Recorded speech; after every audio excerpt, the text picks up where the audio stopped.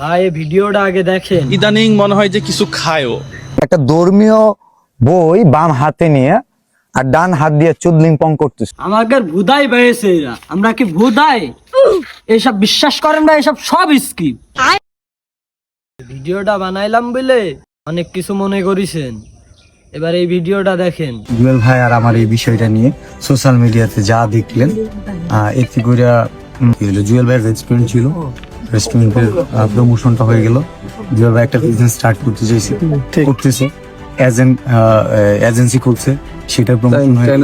Thoughts of বিলার brand.com ওয়েবসাইটে আরো এই বই ছাড়াও আরো অনেক প্রোডাক্ট পাওয়া যায়, সেইটার মার্কেটিংও হয়ে গেল।